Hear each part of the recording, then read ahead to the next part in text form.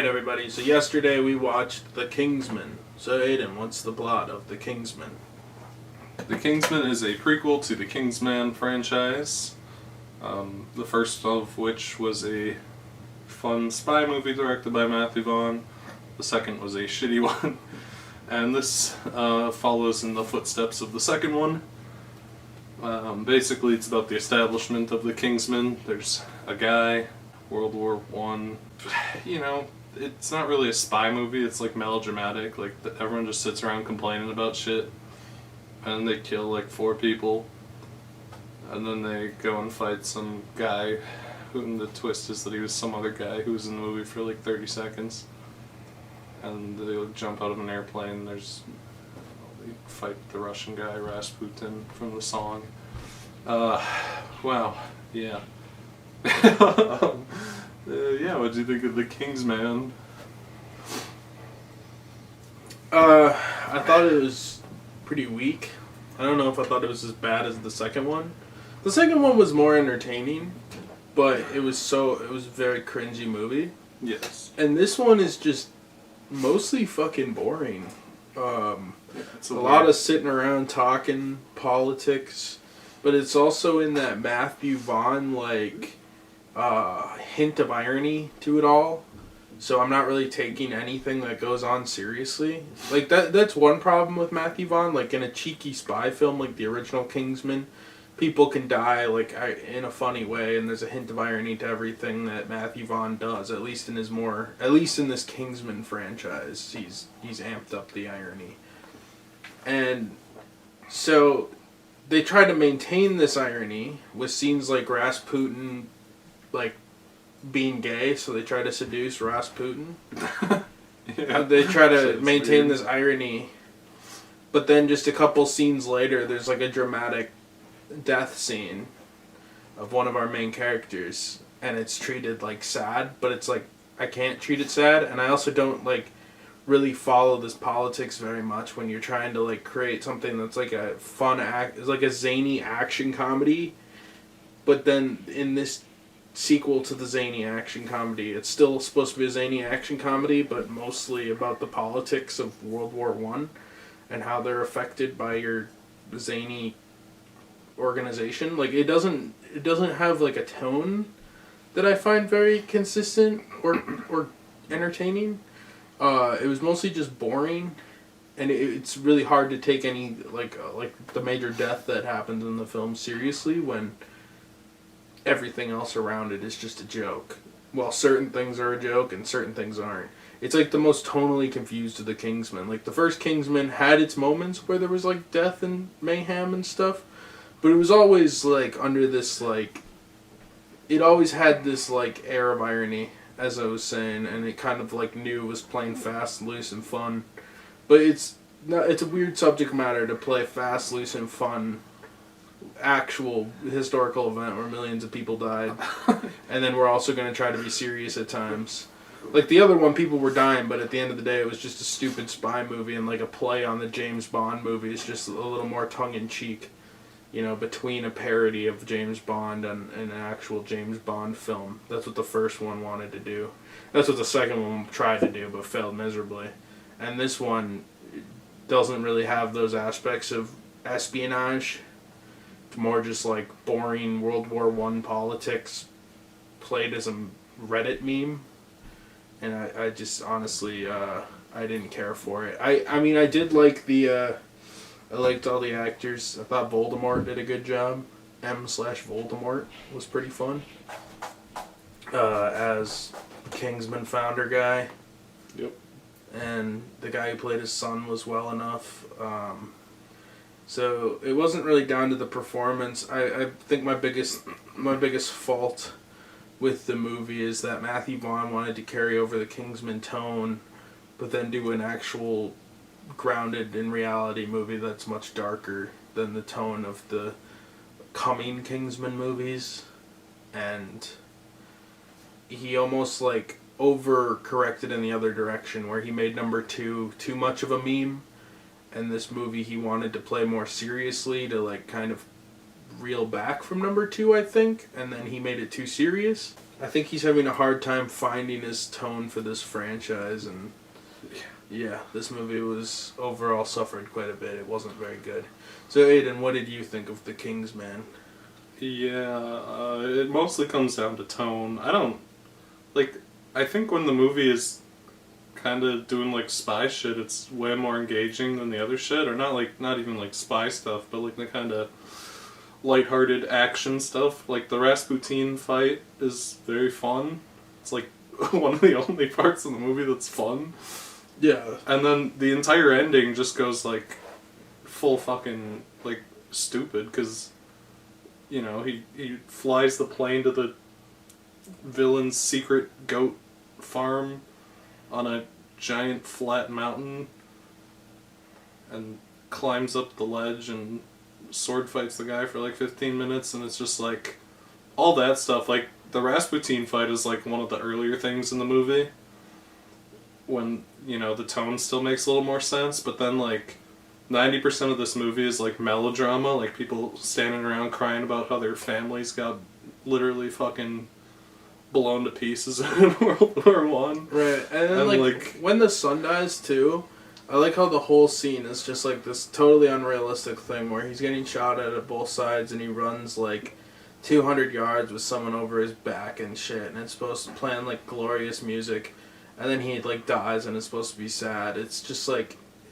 what are you trying to do? You're not making a realistic World War One film. Well, yeah, and then the whole World War One thing is like 30 minutes of the movie, and what it amounts to is there's like a kind of cool fight scene where he fights some German gas mask guy, and then he finds some guy who got his leg blown off and says, "I'm gonna save you," and then he gets friendly fired by his own dude, and then the whole World War One plot line after that is just not important outside of the fact that World War One is bad.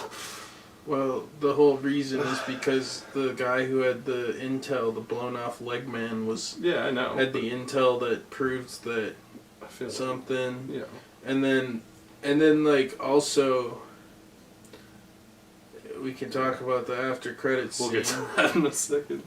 But yeah, the melodrama's really high. Lots of people standing around crying. It's fun for like 5 minutes, and then it gets too stupid. And then like the ending has this twist. Oh yeah. Which I'm glad the movie expected me to be stupid, because the villain steps out from the shadows and there's like a big musical cue, like I'm supposed to know who it is.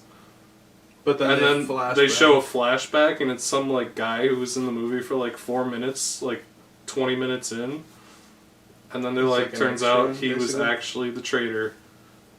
I was like, right, oh, and then the okay. whole movie, even before this character shows up, the whole movie has our villain in just like, he's in shadow the whole movie, and you're like, okay, well, who is this guy? Because there isn't going to be like a twist in who we know who this is. Like it was like a fucking Scooby-Doo episode where you give somebody, it was literally a Scooby-Doo style, where you just have some side character. You have some character who appeared for like 2 minutes. There's no real clues that it would actually be him, and then it's supposed to be a twist, and I guess we're supposed to be impressed by this. Yeah, why not just actually make a fucking interesting villain instead of being like, the twist is we didn't make an interesting villain, we just made some fucking guy the whole time. And then the secret is that he was some guy that was in the movie that's 20 minutes in and then stopped showing up. Like, yeah. So stupid. It's such a stupid fucking twist. Yeah, it's not executed well. It is not executed well. Anyway, it is literally Scooby-Doo. Yeah, in the post credits scene, some of the villains are still alive. Specifically, Baron Zemo and Karl Marx. Baron Zemo being the Nazi from Captain America, who reappears here as Baron Zemo, and Karl Marx being the guy who invented socialism. And then they come together and say, now that we have the left side of our evil Oh no, that plan was Lenin, sorted not... I think that was... Oh, it was Lenin. My bad. Anyway. They say now that we have the left side of our evil team worked out, we need the right side. And out steps little baby Adolf Hitler. And then they're like, "Who are you, son? Who is this guy? Who are you?" And he's like, I'm little Adolf Hitler. And it's like, Jesus fucking Christ. They literally set him up.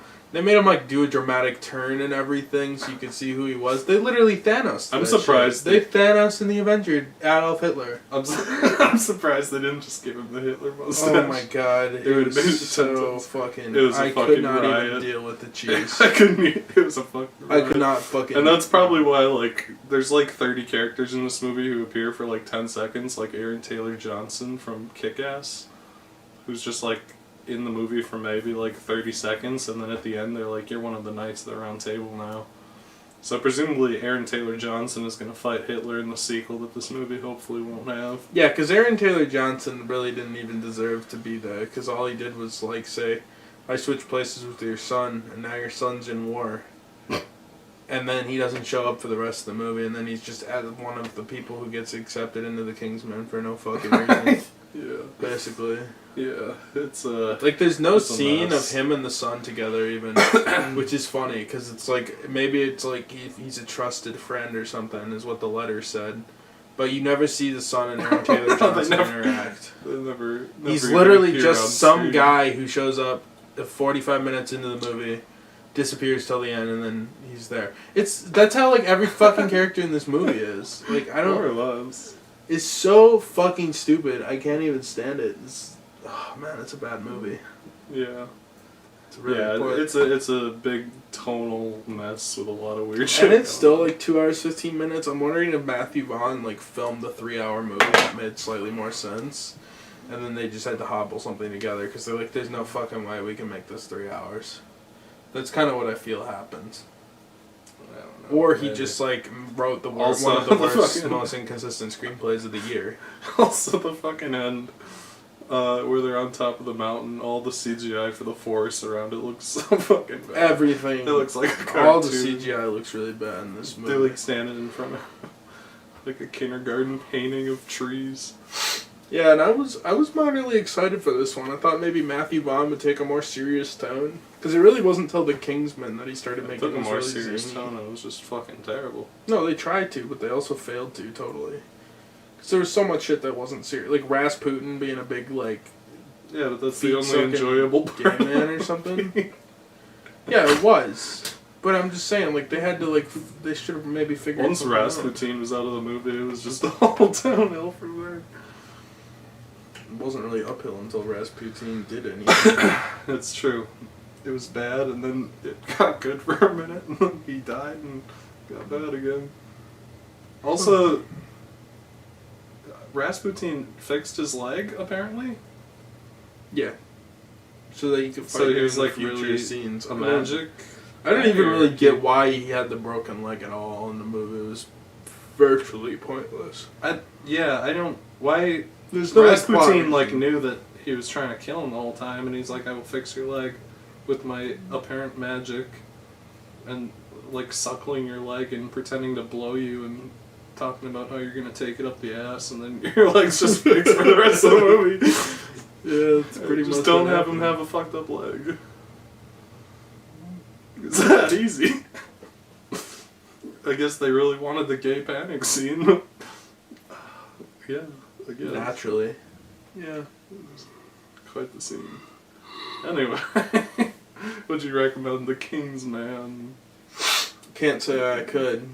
I think these movies are getting worse and worse. Yeah, this I franchise. can't is believe shit. They have 2 more movies planned. The Statesman spin-off with Channing Tatum, directed and written by Matthew Vaughn. The Cowboys. And he's also trying to do Kingsman 3, directed and written by Matthew Vaughn, which starts filming in September. I don't know how this franchise continues to make money.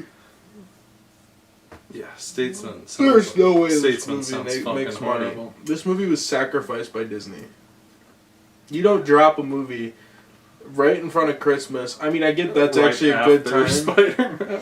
Right after Spider-Man, which is part of your tentpole franchise, even though, you know, it is a Sony movie, but Yeah. it's not like they were legitimately trying to compete for dollars with Spider-Man. They knew that was a stupid choice. And then like 2 days before Matrix, they dropped this on a Monday. And Matrix was coming out Wednesday, and the Thursday before was Spider-Man. Like, it was a suicide spot. They knew what they had here was a huge stink hole, so they just wanted to shadow drop it. Yeah, it's a mess. End of the year tax write-off when this fucking thing flops. Anyway, so that was The Kingsman. Would you recommend The Kingsman? No. No, it's fucked up. It's a mess. No. Can I also mention that I thought fucking Voldemort was also in the other one? Like the main series? So I thought it was like a reincarnation or like a robot was gonna be the twist, but then I thought it just his turns out son it's a would like different grow actor. up into him, you know? His great grandson looks identical to him. Yeah, why not? But it's not the same guy. It's not the same guy, it's just different. All British people look the same. Yeah, they look like creepy little goblins.